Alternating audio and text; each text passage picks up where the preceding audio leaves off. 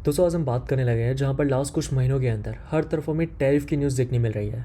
इस वीडियो के अंदर हम टैरिफ को लेकर बात नहीं करने लगे, यहाँ पर हम बात करने लगे कि इस पूरी सिचुएशन का क्या यहाँ पर आउटकम हो सकता है।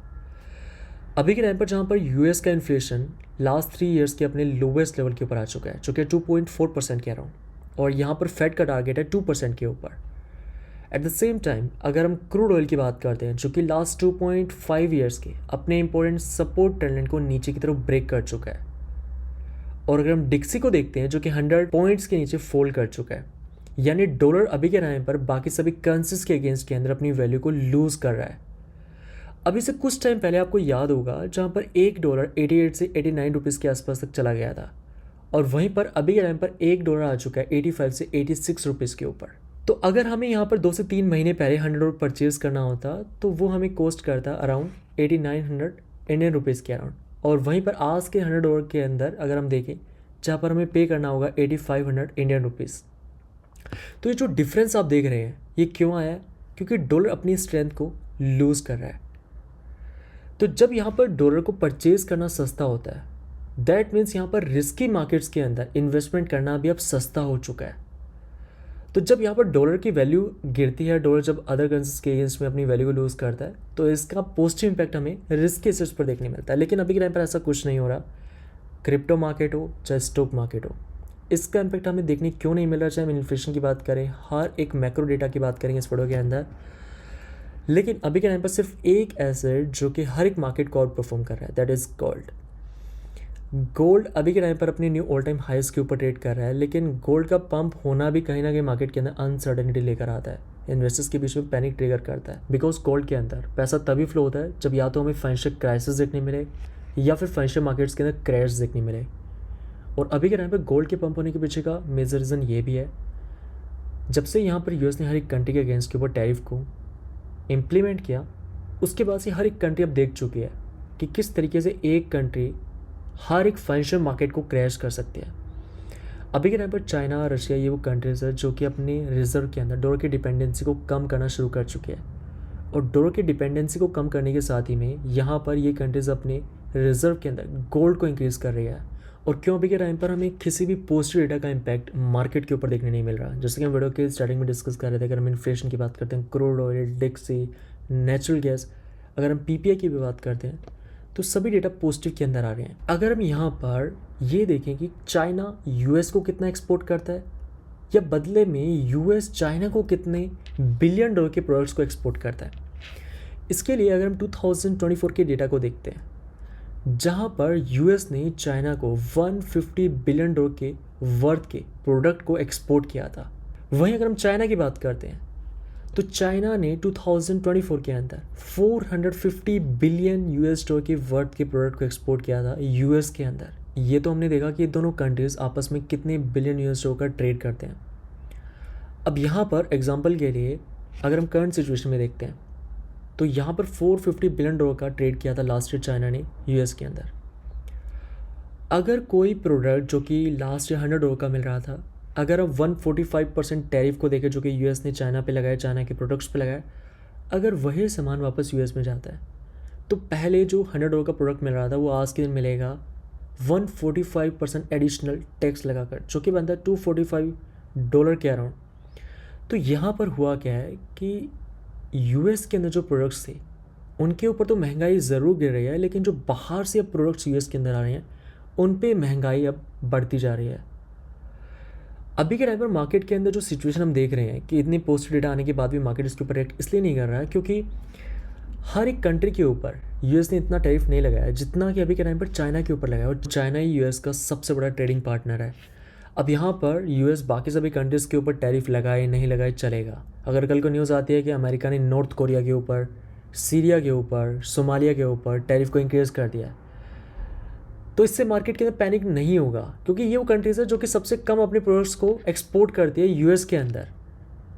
लेकिन जब बात आती है चाइना को लेकर, तो यूएस चाइना के बीच में रिलेशंस का अच्छा रहना ज़रूरी है फाइनेंशियल मार्केट्स के लिए। अगर यहाँ पर मार्केट के अंदर अनसर्टेनिटी इसी प्रकार से बनी रही तो इन्वेस्टर्स के बीच में भी कॉन्फिडेंस बिल्ड नहीं होगा मार्केट में इन्वेस्ट करने के लिए। अभी के टाइम पर देखा जा सकता है यूएस के अंदर पॉजिटिव डेटा आने के बावजूद भी मार्केट्स के ऊपर उसका हमें रिएक्शन देखने नहीं मिल रहा, क्योंकि चाइना यहाँ पर जो कि सबसे बड़ा एक्सपोर्टर है यूएस के लिए। चाइना का तो चल जाएगा, लेकिन यूएस जो कि चाइना के ऊपर डिपेंड करता है। अगर हम अमेरिकन ब्रांड्स की बात करते हैं, अमेरिकन मोबाइल कंपनीज़ की बात करते हैं, जिन्हें चिप्स की ज़रूरत होती है, तो वो चिप्स कहाँ से लेते हैं? ताइवान से, चाइना से। जितने भी यहाँ पर कंपोनेंट्स हैं वो चाइना से यहाँ पर इंपोर्ट किए जाते हैं यूएस के अंदर। तो इस वजह से यहाँ पर अभी के टाइम पर हम देख रहे हैं कि पॉजिटिव डेटा आने के बावजूद भी इसका इम्पैक्ट मार्केट के ऊपर देखने नहीं मिल रहा। एंड यहाँ पर जैसा कि वीडियो के अंदर हम डिस्कस कर रहे थे कि गोल्ड का प्राइस क्यों पंप कर रहा है, क्योंकि चाइना और रशिया अपने रिजर्व के अंदर गोल्ड को इंक्रीज़ कर रहे हैं। और यहाँ पर देखा भी जा सकता है, लास्ट वीक चाइना ने यूएस के $50 बिलियन के बॉन्ड्स को मार्केट में सेल किया। और स्टिल अभी के टाइम पर चाइना के पास $700 बिलियन से ज़्यादा के रिजर्व है यहाँ पर, जिसे आने वाले वक्त के अंदर चाइना यूएस के अंदर डंप कर सकता है। अब यहाँ पर हुआ क्या, चाइना यहाँ पर ट्रेजरी बॉन्ड्स को सेल कर रहा है, यूएस बॉन्ड्स को मार्केट में सेल कर रहा है, जिससे कि वो यहाँ पर यूएस की डिपेंडेंसी को कम कर सके। अगर इन फ्यूचर इस प्रकार की सिचुएशन फिर से बनती है, टैरिफ की सिचुएशन फिर से बनती है, तो इसका यहाँ पर ग्लोबल मार्केट्स के ऊपर इस प्रकार का इम्पैक्ट हमें फिर से देखने नहीं मिले। तो अभी के टाइम पर गोल्ड क्यों पंप कर रहा है, किस प्रकार से यहाँ पर चाइना यूएस के बॉन्ड्स को सेल कर रहा है, और चाइना ने जब यहाँ पर लास्ट वीक यूएस के बॉन्ड्स को मार्केट में डंप किया, तो इससे यूएस की 10 ईयर ट्रेजरी बॉन्ड यहाँ पर शूट कर जाते हैं 4.5% के ऊपर। यूएस का इंटरेस्ट रेट जो कि 4.25% के ऊपर चल रहा है, और अभी के टाइम पर यूएस का 10 ईयर ट्रेजरी बॉन्ड जो कि 4.5% के ऊपर चल रहा है। अब यहाँ पर इसी डिफरेंस को हमें समझना है कि क्यों यहाँ पर यूएस का 10 ईयर ट्रेजरी यील्ड जो कि यूएस के इंटरेस्ट रेट से ऊपर आ चुका है। अब यहाँ पर इसे सिंपल वर्ड्स में समझने के लिए, जब भी फेड यहाँ पर मनी प्रिंट करता है, तो फेड सिस्टम में लिक्विड डालने के लिए उस कंट्री के बॉन्ड्स में इन्वेस्ट करता है, सो दैट बॉन्ड्स यहाँ पर अपने लोवेस्ट लेवल के ऊपर आ जाएं। 2020 के अंदर जहाँ पर कोविड के पहले यूएस का 10 ईयर ट्रेजरी यील्ड जो कि 3.2% के आसपास चल रहा होता है, जैसे फेड यहाँ पर मनी प्रिंट करता है, जैसे ही यहाँ पर फ्रेश पैसे को बॉन्ड्स में इन्वेस्ट किया जाता है, तो यूएस का 10 ईयर यील्ड जाता है 0.2% के अराउंड। तो ये जो हमें क्रैश देखने मिला बॉन्ड्स के अंदर, ये इसलिए देखने मिला क्योंकि उस टाइम पर यूएस का फेड जो कि ट्रेजरीज को बाय कर रहा होता है, बॉन्ड्स के अंदर इन्वेस्ट कर रहा होता है। और दोस्तों लास्ट कुछ सालों से हम एफओएमसी की हर एक मीटिंग के अंदर क्या देख रहे हैं, यहाँ पर हमें कमेटी की तरफ से स्टेटमेंट देखने मिल रही है कि कमेटी यहाँ पर स्टिल अपने ट्रेजरी बॉन्ड्स की होल्डिंग को रिड्यूस कर रही है। अब यहाँ पर रिड्यूस करने का क्या मतलब है कि फेड यहाँ पर जो बॉन्ड्स उन्होंने 2020 के अंदर परचेज किए थे, उसे यहाँ पर 2021 से 2025 तक लास्ट 5 ईयर से कॉन्टिन्यूसली फेड उसे सेल कर रहा है। और जब यहाँ पर बॉन्ड्स को सेल किया जाता है तो उससे यील्ड इंक्रीज होता है। आप इसको स्टेकिंग के अकॉर्डिंग समझने की कोशिश करें कि आज के अगर आपको कोई प्लेटफॉर्म 1000% का APR या APY दे रहा है, तो जितने ज़्यादा लोग यहाँ पर टोकन्स को स्टेक करेंगे, उससे यहाँ पर APR भी डिक्रीज होगा, और जितने यहाँ पर कम लोग स्टेक करेंगे उतना ज़्यादा API मिलेगा। तो इसी प्रकार से यहाँ पर जब हम यील्ड की बात करते हैं, तो अभी जैसे यहाँ पर चाइना ने $50 बिलियन डंप किए यूएस के बॉन्ड्स के अंदर, इससे यहाँ पर बॉन्ड मार्केट स्पाइक किया। और जिस प्रकार से क्रिप्टो के अंदर लिक्विडिटी काम करती है, जब भी हम किसी क्रिप्टो को बाय करते हैं तो उसके लिए लिक्विडिटी होना ज़रूरी है। अगर हम किसी क्रिप्टो को सेल करने जा रहे हैं, अगर उस कॉइन में लिक्विडिटी ही नहीं होगी तो हम उसको सेल भी नहीं कर पाएंगे। उसी प्रकार से यूएस का बॉन्ड मार्केट काम करता है। अभी के टाइम पर यूएस का लिक्विडिटी अपने लोवेस्ट लेवल के ऊपर, अगर हम बॉन्ड्स की बात करते हैं, और उसी बीच में चाइना ने एकदम से यहाँ पर $50 बिलियन के बॉन्ड्स को सेल कर दिया। अब यहाँ पर जैसा कि हम बात कर रहे थे कि यूएस का 10 ईयर यील्ड जो कि इंटरेस्ट रेट से अभी के टाइम पर ज़्यादा चल रहा है।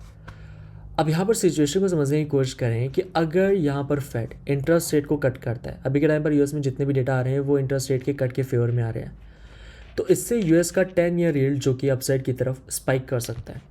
वो इसलिए क्योंकि इस महीने के अंदर टैरिफ को इम्प्लीमेंट किया गया है। तो नेक्स्ट मंथ यहाँ पर जितना भी प्रोडक्ट जो है या जितनी भी कंट्री से प्रोडक्ट्स को यूएस के अंदर इंपोर्ट किया जाता है, वो यहाँ पर महंगे होने की वजह से इन्फ्लेशन राइज करने का फियर बन जाता है।